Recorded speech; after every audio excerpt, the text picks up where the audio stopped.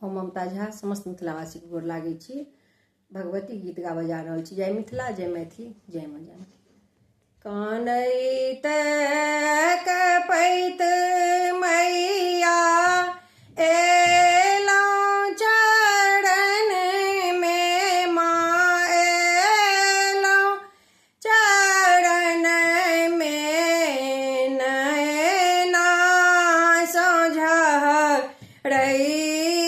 नोर, नैना सोझरैया नोर, दर्शन बेटा बेकल है मैया, बेकल है मैया, झट सा लगबी यो माँ कोर, झट सा लगबी यो माँ कोर, नैना सोझरैया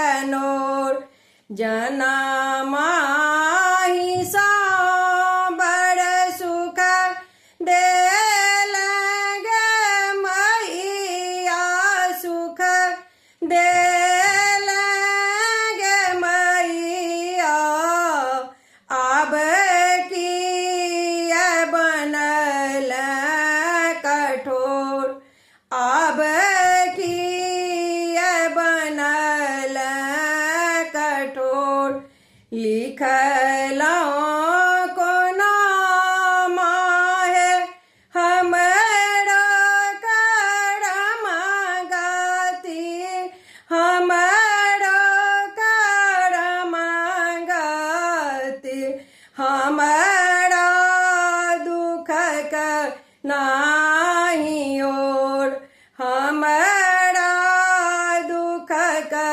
नाही ओर, नैना सोझरैया नोर, डीहा नवादा निवासिनी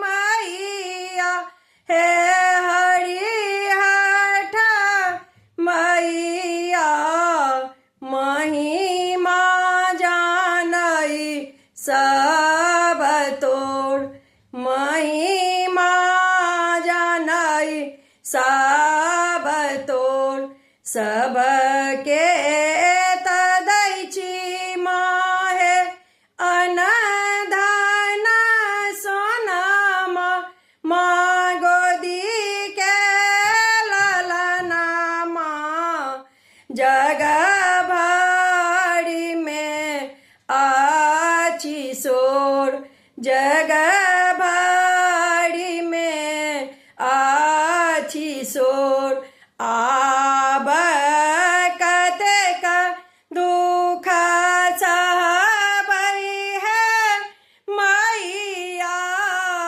कहबै हम ककरा, कियो ने कहैया नीक बोल, कियो ने कहैया नीक बोल, नैना सोझरैया नोर, नैना सोझरैया नोर। धन्यवाद।